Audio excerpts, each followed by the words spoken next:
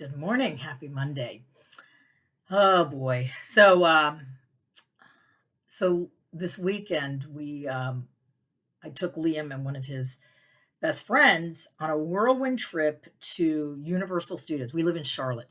So we drove 8 hours right after we got out of school, picked up his friend, went straight to Florida, woke up the next day, and then we went to actually SeaWorld first because we had to scan his pass because you have to have 3 scans, and we only need 1 more scan to be get the VIP ride on this new roller coaster that's gonna be coming up that he really wants to ride. So, I know how much this means to him, and I thought, "Well, shoot, let's just do it. Let's just be crazy and do it."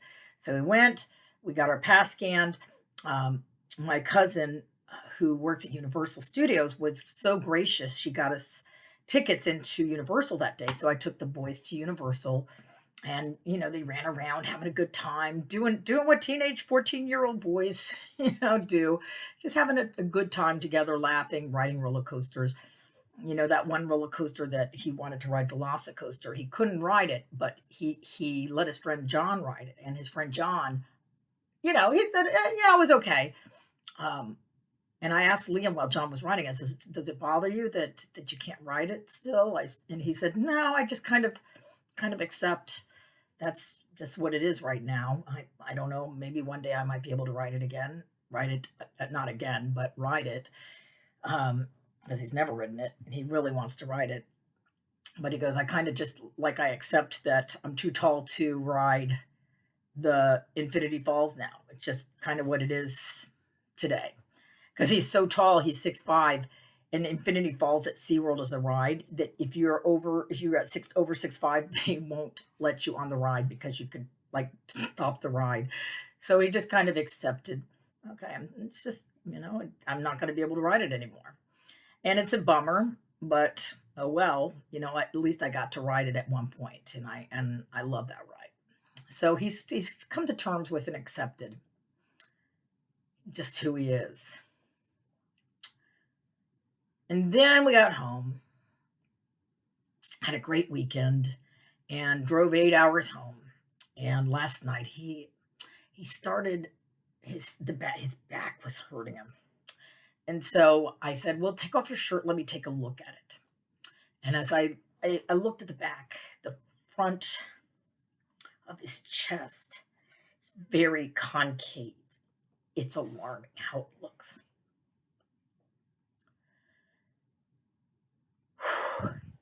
Well, I came prepared because I knew this would happen.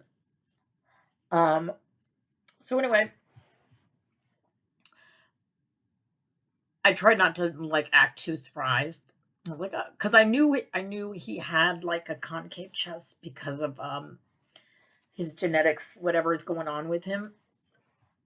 But seeing it was just like, wow, and it scared me to death. And all morning I've had this. I didn't understand why this morning I had this undercurrent of like, ugh.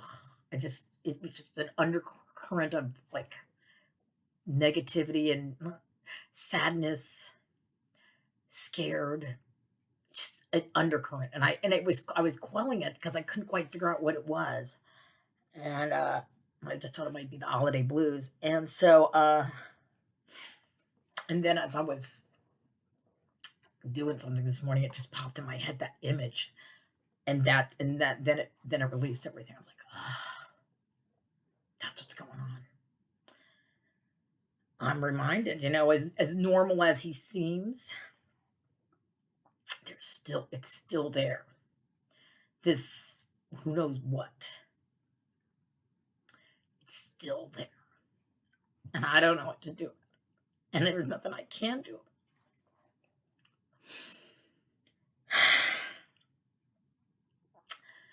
And it's not a cross I want to bear. I don't want to carry this cross. 5 years ago, Liam started having really bad headaches coming from nowhere, and I remember going to work and talking to my friend Mariah, who happened to be working that night, and I was telling her, "I don't know what's going on with Liam. It's scaring me to death." And she shared with me the story of her daughter. When her daughter was in the womb, in the ultrasound, it showed that she wasn't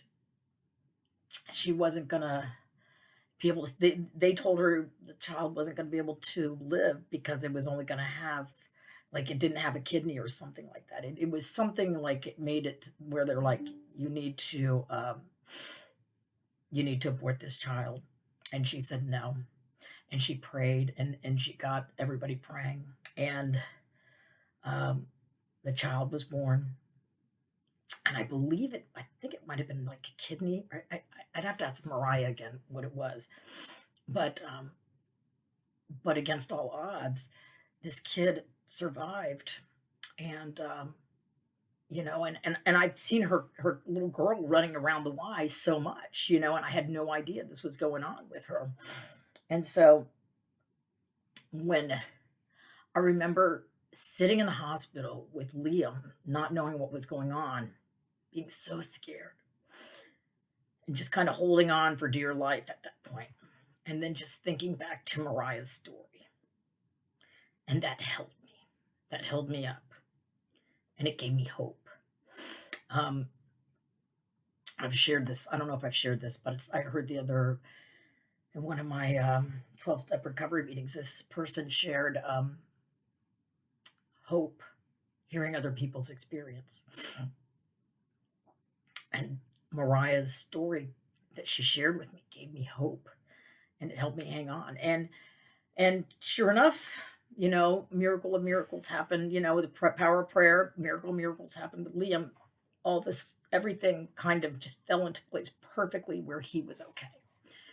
And looking at him today, yes, he's tall, but you never know what was going on with him. And I guess the scary thing for me is they don't know. They don't know what's going on with him. And, it's this time of year, 5 years ago, when this all kind of started happening. And so I think that's playing into this as well. It's a 5-year anniversary of everything. Kind of the wheel started turning. And just being reminded, that this is a deck he was dealt, and we got to play the cards to the best of our ability. And like I said, it's not something I want to carry, but it's what I've been, this is what we have to carry. And, I can ask why, but,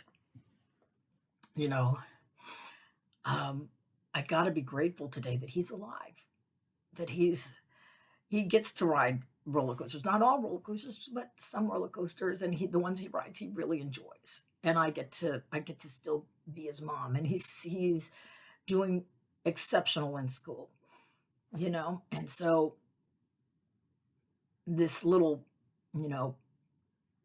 pity party that I caught myself in this morning, I need to just turn it around. There's so much more to be grateful for than asking why, because there's people asking why do I have to go through this right now as well? And you know what? Maybe it's just to be able to give us a message of hope. I have lots of friends right now going through some serious stuff with their kids, and it's scary. And I'm not going to deny it, it's scary. But God's got a plan. God didn't bring me this far. God didn't bring you this far to just drop you.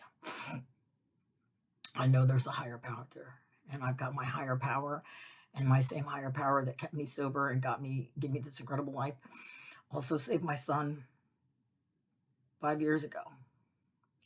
And when we were in the thick of it, it sucked bad. And I just remember counting down today, how much longer do I have to give him these shots in his arm? This kid who's terrified of needles, I have to shoot him in the arm 2 times a day. He had bruises in his arms. We had jugs full of needles, and I just was counting down the days. How much longer? How much longer do I have to do this? How much longer am I going to be in this hell?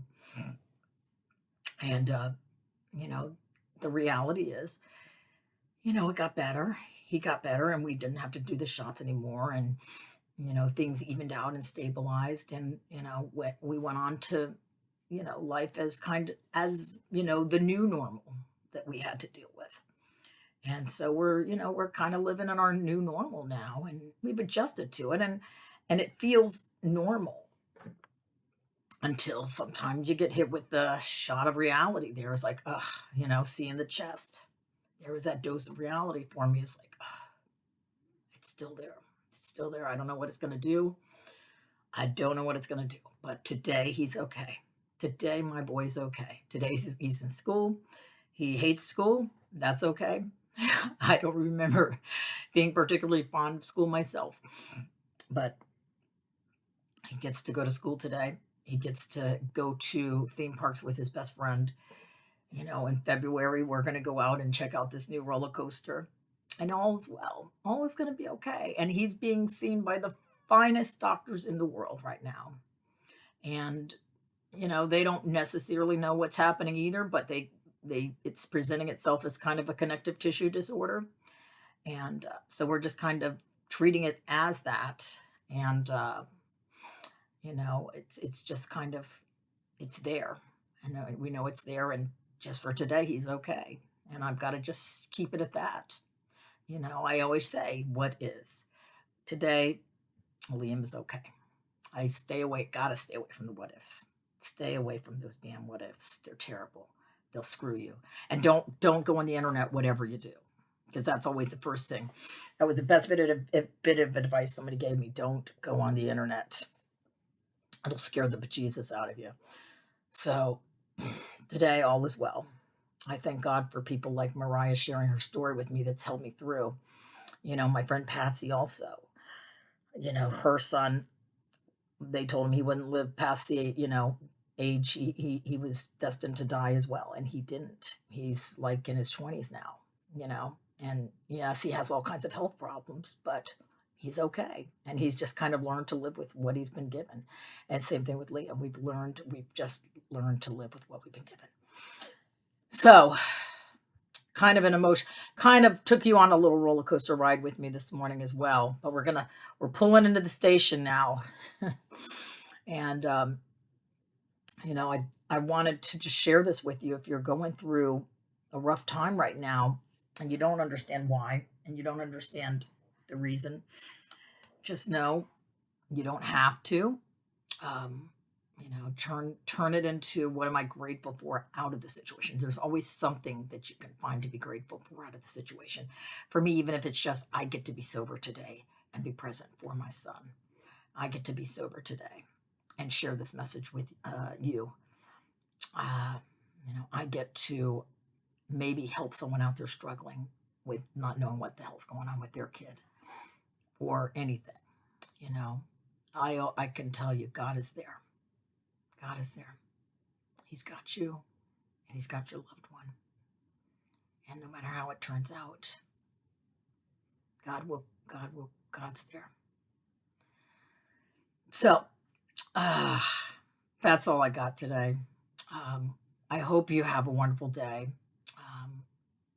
Give it to God. It's going to be okay.